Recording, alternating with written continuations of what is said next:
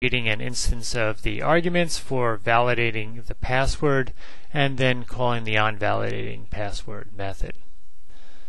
Then if we get a cancel return from these arguments in the call to the validating of the password, we set the status to invalid password, and we actually don't create the user and just return from the method. Next, we take the email address and we determine whether or not the current settings require a unique email, and if so, then we go out to the database and see if a user already exists for the email. Then if they do exist, we set the status to a duplicate email and we return from creating the user. Next, down here on 361, we take the username, go off to the getUser method, and see whether or not we get a membership user object back, or whether we get a membership user object that's populated with data. Because if we do not get a membership user back, that means the user doesn't exist in the database, and then we can go forward with creating the user.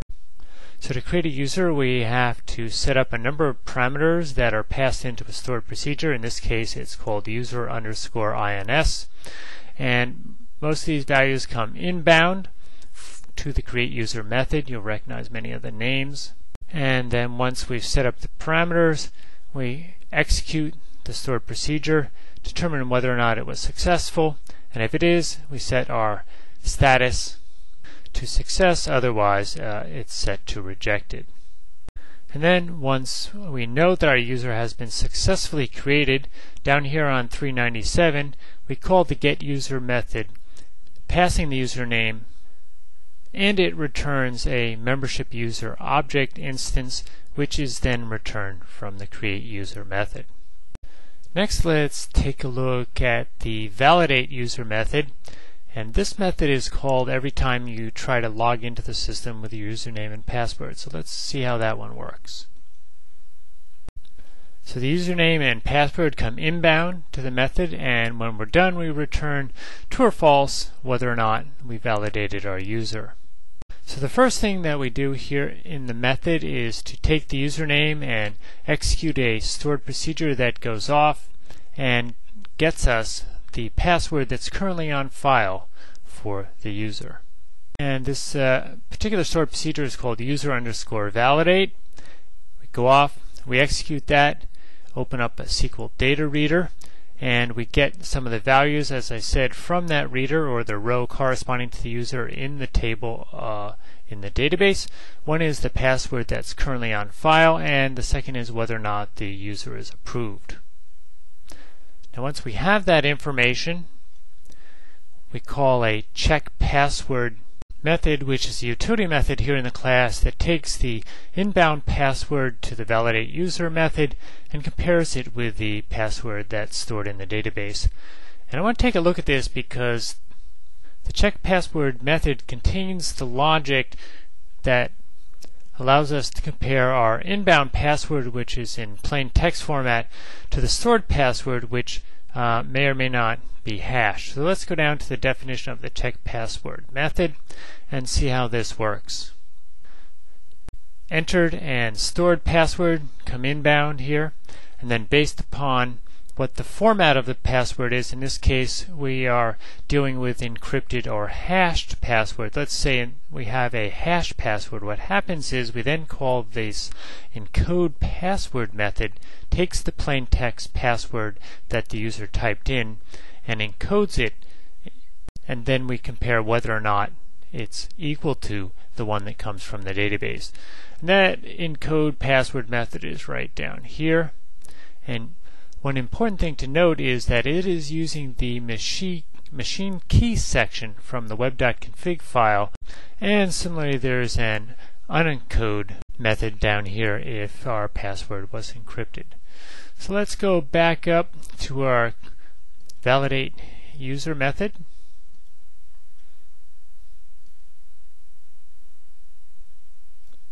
So if after checking our password the two passwords are equivalent, then we look to see whether or not the user is approved. If they are approved, we consider this a valid user. and then we make a call to a stored procedure which updates the login date for the user so that we're able to keep track of the date and time that each user logged into the system. Now, if our password check failed, what would happen is we would call a separate utility method which updates the database to indicate that our user tried to log in, but it failed. And then finally down here on line 30, we return the local variable underscore is valid, which indicates whether or not the user was successfully validated. The third method that I'd like to have us look at here is the reset password method.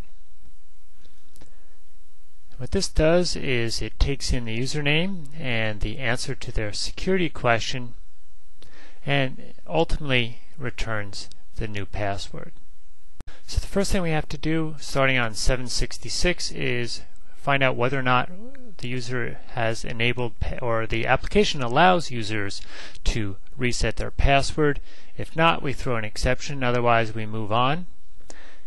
Then we look and see if the user didn't supply an answer to the security question, and we are required based upon our configuration to have an answer to a security question. We update the failure count for the user and throw an exception. However, if that all looks good, then we create a new password using the generate password method in the .NET Framework membership namespace, or class rather, and we use the length of the password comes from the configuration file, as well as the minimum number of required non-alphanumeric characters. Now, once we have that new password, we take the username and the new password and call the onValidating password. Then we test to see whether or not that was successful. If it is successful, then we call a stored procedure user underscore get password answer. The purpose of this stored procedure is to take the username and the application and retrieve for us the answer on file to the user's security question as whether or not they are currently locked out because they've exceeded the maximum number of password attempts. So following the call to that stored procedure, first thing we do is get the value from the results set that indicates whether or not the current user is locked out. If they are, we throw an exception, and if they are not locked out, then we take the answer from the results set and store it in a local variable. Next, if we are required by the configuration settings to have an answer to a security question, we then call a utility check password method, but this time we're passing actually the answer provided by the user to the answer from the database, and this same method that checks the password actually compares the two answers and tells us whether or not they are equivalent. If they aren't equivalent, then we update the failure count for the current user and throw an exception.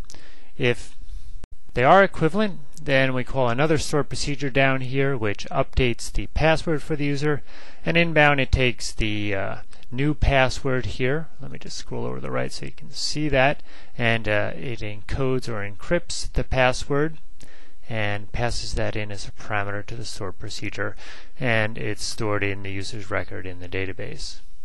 And finally, once that's all done, we take the new password and return it from the reset password method. Now there are a host of other methods here that you can see, and most of these methods follow a very similar approach. They either get values from their database, update values in the database, compare some values that are either passed into the methods to configuration values, etc., to determine whether or not the purpose of the method is being carried out. What I'd like to do here before we leave our custom membership provider and actually create a sample website and implement it is just go back over to SQL Server, and we'll take a quick look at the